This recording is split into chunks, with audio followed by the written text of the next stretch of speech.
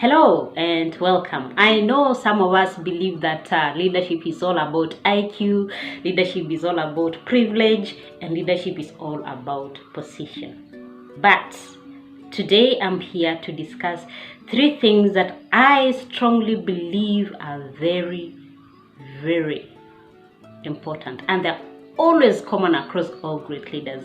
Welcome, my name is Evelyn, and if you're meeting me for the first time, I help people to overcome the fear and the myth that surround the word leadership by making you understand that leadership is within ourselves. Yes, leadership is within yourself.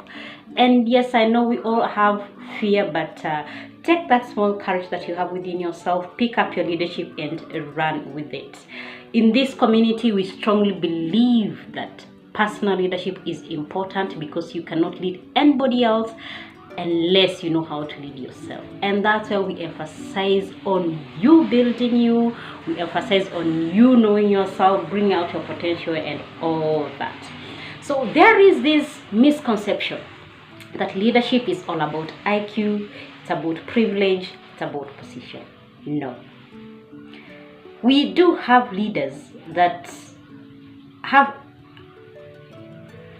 have a very high IQ, but also we do have people who have a very high IQ and they cannot make great leaders.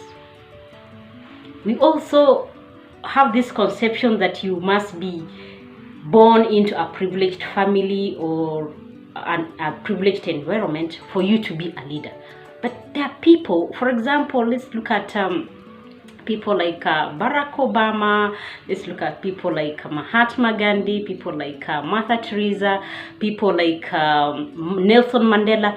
You will see that these people, they didn't have that privilege of being born into a privileged family or privileged position or a setup of environment that is so like, yeah, this is a right environment for you to be a leader.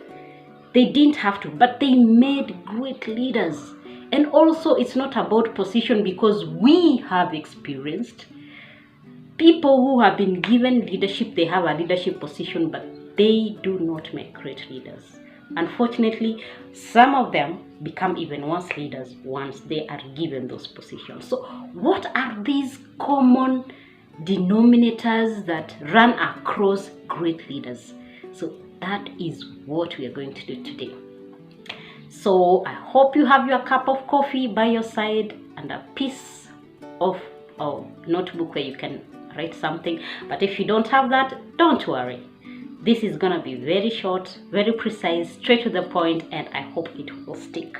And it will help you to become not only a great leader, but a great person.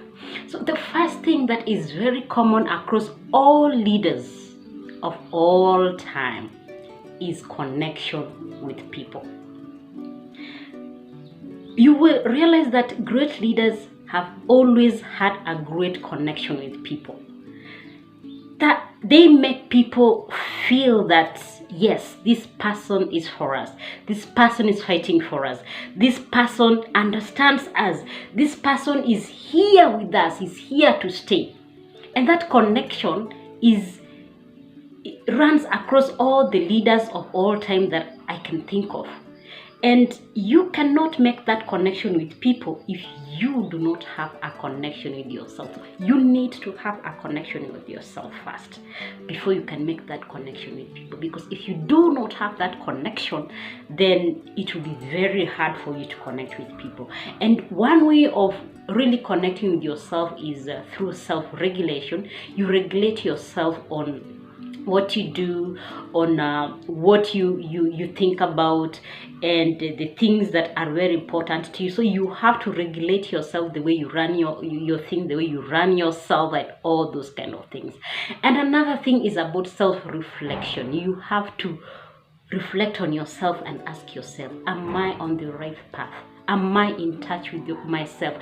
Am I telling myself the truth? Am I really being me, or I'm trying to be somebody else? So if you find that you are somehow not being the real you, then you can bring yourself closer to being the real you. That's the way you can really give yourself to the people you're leading the way you are, not the way you want other people to perceive you. And then another thing is about self-perception. Self-perception is very important. The way you think about yourself, the way you perceive yourself. For example, if you perceive yourself to be a great leader, and the people you're leading think that you are far away from that, you're not a great leader, then there is a misconnection. You will not connect with them. So the way you perceive yourself should not be so far away from the way the people you're leading perceive you. And if, for example, you think you're not a great leader, and your people think you are a great leader, then there is also a misconception, a disconnect with yourself. So try as much as possible to ensure that the way your people perceive you or other people perceive you and the way you perceive yourself is not, the difference is not so much. It has to be closer.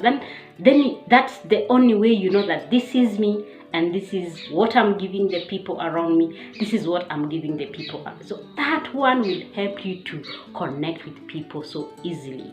And once you connect with people, it becomes so easy to go to the second denominator that we're going to talk about, and that is vision. It will be so easy to drive your vision with the people you're leading. And having a vision, as I said before, is also another common denominator across all people. For example, Nelson Mandela had a vision of liberating his people, but also his people were ready to be liberated. But then again, the vision that you have is not just a vision, it has to be a vision that is challenging, because if it's not challenging, it's boring. People will not be motivated to do that. It has to be a vision that will keep people moving, motivated. It has to be a vision that is exciting to your team. It has to be something that can draw a path to where you're going, so the people themselves get motivated and they want to drive things and they can move things. So this vision is not only common to you, but it's also common to the people you're leading. It's challenging, it's motivating. And this is also an advantage, because once a leader finds that he has a team which is driven, meaning you've already given your people a vision that is driving them, it's motivating them, you become more motivated to not only encourage them but to empower them so that you can move forward towards that common goal that you want to achieve. And the third thing that is always common across all great leaders is passion. You must be passionate about what you're doing. Passion is something that I cannot put into words, but even great leaders sometimes they cannot put this thing into words, but it can be seen. You have to be very passionate about the people you're leading, and you also have to be very passionate about the mission that you're driving. And this way it triggers people to even come and join you towards that vision. When you have passion, people want to come and work with you. People are drawn to you. People are ready to drive this mission because the passion is there. You're not pushing people to do things, but you are passionate about it. You have shown your people how passionate you are. You have connected with these people, how important it is that you care about them. And you have given that mission the drive on, and your passion is there.